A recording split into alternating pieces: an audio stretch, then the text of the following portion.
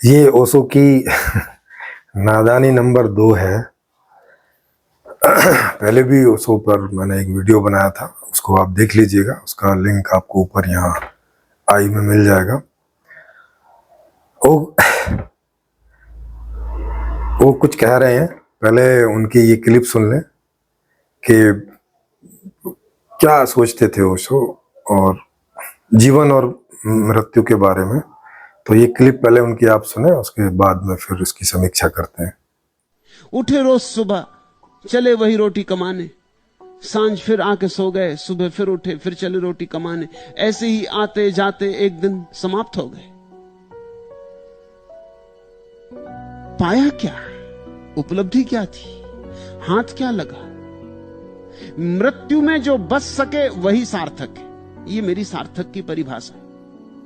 जिसको तुम मृत्यु में भी अपने साथ ले जा सको वही सार्थक है, और जो मृत्यु में तुम्हारे साथ न जाए, इसी तरफ पड़ा रह जाए, वो सार्थक नहीं। तुम्हारा पद पड़ा रह जाएगा, धन पड़ा रह जाएगा, नाम पड़ा रह जाएगा, मित्र परिजन सब पड़े रह जाएंगे। तुम जब जाने लगोगे अकेले, उस वक्त क्या तुम ले जा सकोगे? अब ओशो लोगों को समझा रहे हैं, जो लोग उनके पास आते थे समझने के लिए कि जीवन क्या है, मृत्यु क्या है, सब समझने के लिए आते थे। तो वो क्या समझा रहे हैं? कह रहे हैं कि वही रोज सुबह उठे, खाना खाया, तैयार हुए, ऑफिस गए, फिर आ गए, फिर वही। ये क्या है जीवन? ये कोई जीवन है?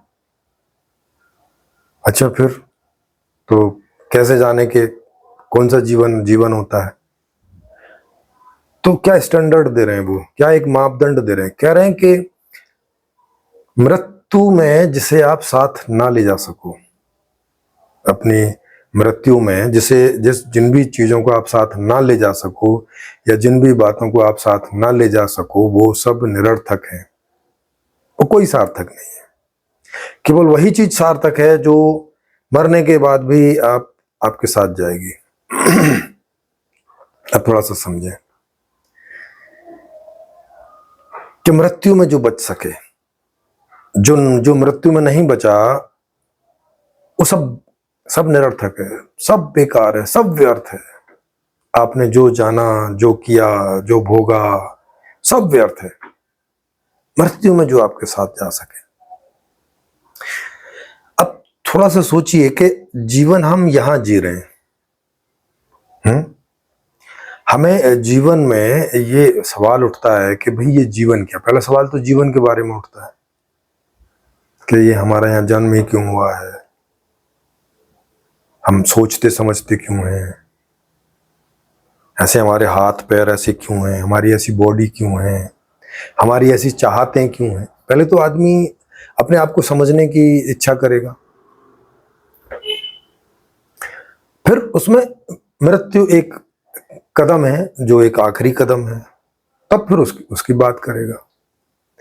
अब ये क्या कह रहे हैं? ये कह रहे हैं कि जो आखिरी कदम में जो बात बची रह जाएगी वही महत्वपूर्ण है।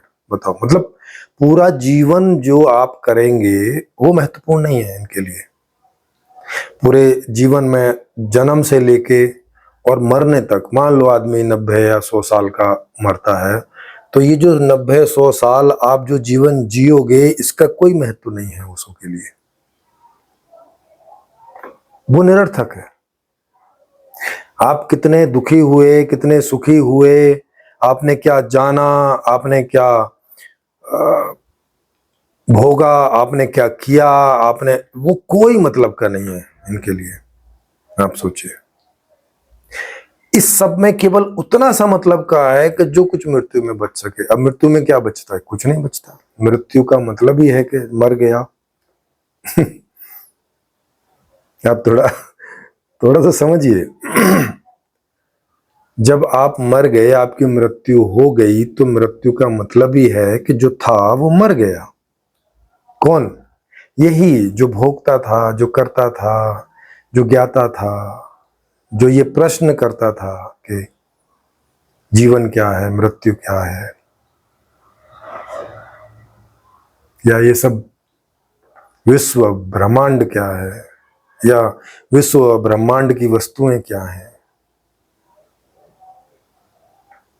क्या वो इन्हें इसलिए जानना चाहता था कि इन्हें मृत्यु के बाद ले जा सके? क्या वो इन्हें इसलिए भोगना चाहता था कि वो जो जो इसने भोग लिया वो इसके शरीर में पड़ा रहे और इसकी मृत्यु के बाद भी जाए?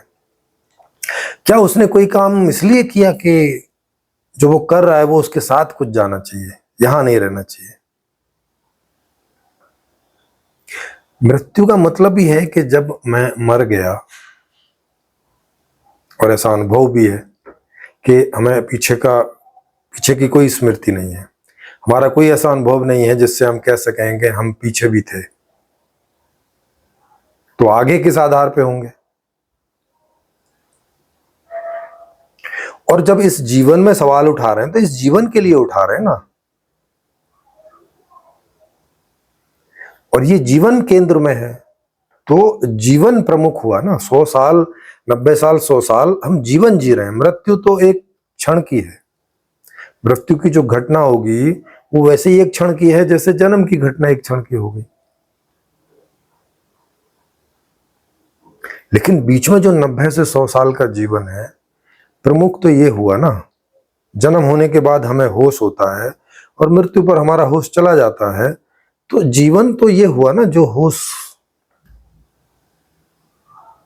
होने से और होश रहने तक,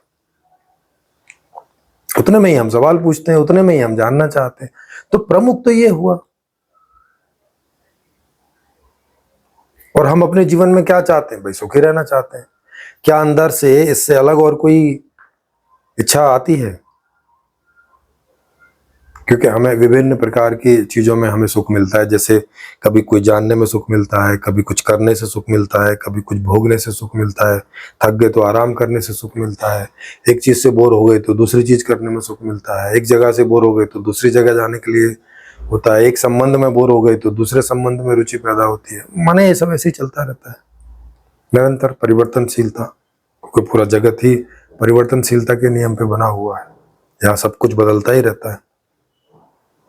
चूंकि हम भी उसी से पैदा हुए हैं तो ये हमारा मूलभूत नैसर्गिक गुण है कि हमारी इच्छाएं निरंतर बदलती रहेंगी और उन्हीं इच्छाओं की पूर्ति होने से हमें सुख होता है और वही सुख हमें चाहिए होता है।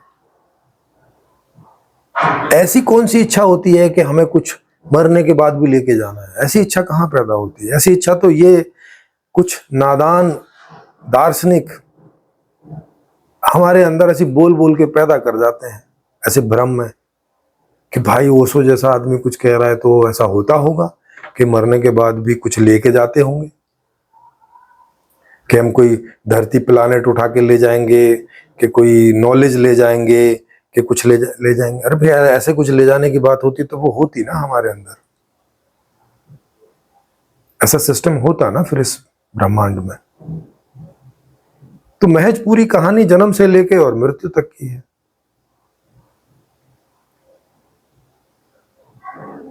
एक बात सोचिए, अब जैसे ओशो जब यहां से गए तो क्या ले गए? कुछ भी नहीं। उन्होंने भी अच्छे से अच्छे टॉयलेट में टट्टी की है, इटालियन टॉयलेट में। वो बोलते थे कि मेरे जैसा टॉयलेट जो है दुनिया के किसी रईस आदमी के पास नहीं है, मेरे जैसी सुख सुविधाएं दुनिया का कोई अमीर नहीं भोगता है। तो इतने बढ़िया से बढ़िया सुख सुविधाएं उन्होंने भोगी। कम्यून बनाना वो चाहते थे, उसमें तो वो असफल हो गए, वो पूरा नहीं कर सके। उसको क्यों कर रहे थे? क्या उनका बनाया हुआ कम्यून उनके साथ जाने वाला था मरने के? क्या अमेरिका जाना उनके साथ जाने वाला था मरने के बाद? तो वो इन निरर्थक कार्यों को क्यों करने में लगे थे? क्या जिन लोगों को वो सब कुछ समझा रहे थे वो इनके साथ जाने वाला था क्या मरने के बाद? नहीं, कुछ भी नहीं जाने वाला था। तो जितना भी ओशो ने यहां किया सही और गलत, जितना भी यहां उन्होंने भोगा सही और गलत, जितना भी उन्होंने जाना यहां सही और गलत, वो सब यहीं के लिए था।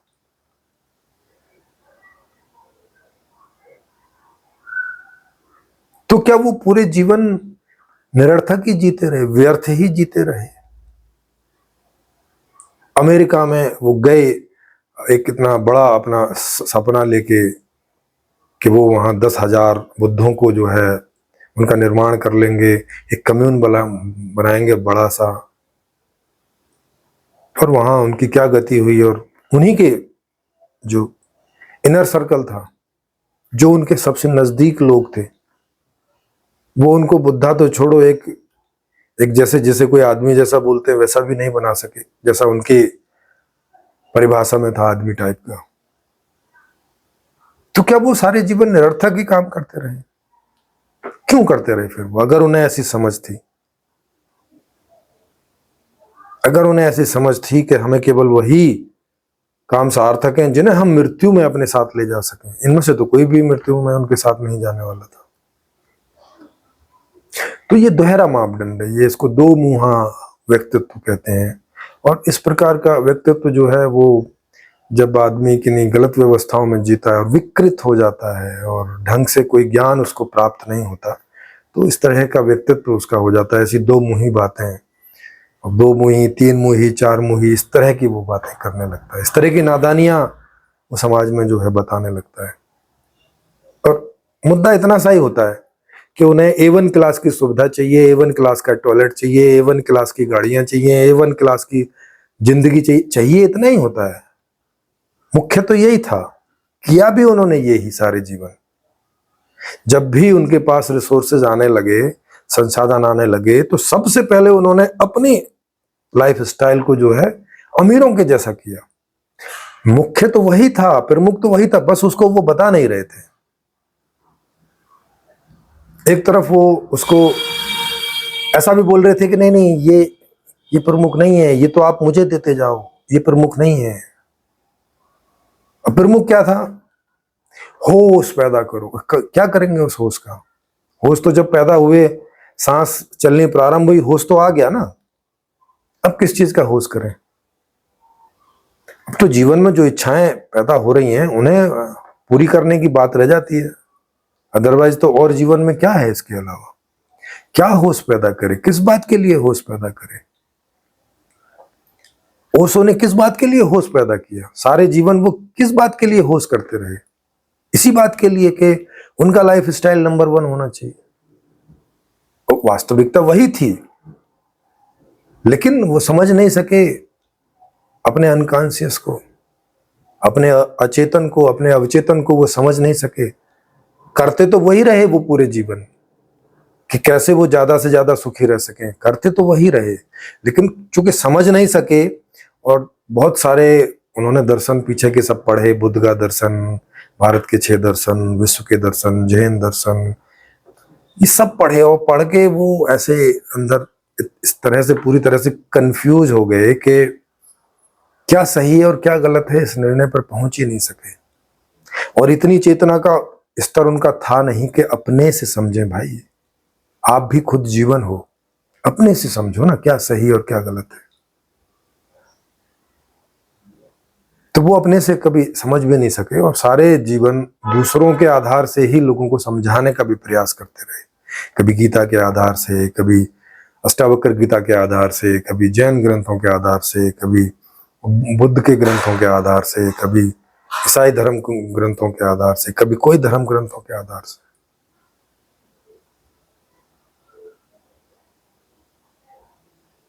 तो इस तरह की उनकी नादानियां रही। तो ये नादानी नंबर 2 आपको कैसा लगा आप कमेंट में जो है लिख सकते हैं। और अगर आपको लगे कि मैंने ये जो समीक्षा की है उनकी ये सही नहीं है, सटीक नहीं है, तो आप भी यहाँ इस बात के ऊपर समीक्षा करने मेरे साथ आकर और साथ में चर्चा कर सकते हैं ऑनलाइन। मतलब आपको मुझ तक पहुँचने की ज़रूरत नहीं है, क्योंकि आजकल प्रैक्टिकली तो आना बहुत महंगा और टाइम खाऊ होता है। तो जहाँ भी आप रहते हैं वहीं से बस मेरा ये नंबर आपको नीचे लिखा हुआ मिल जाएगा, इस नंबर पे व्हाट्सअप करके आप मुझे बता देंगे, तो मैं ऑनलाइन चर्चा अरेंज कर दूंगा आपके साथ में।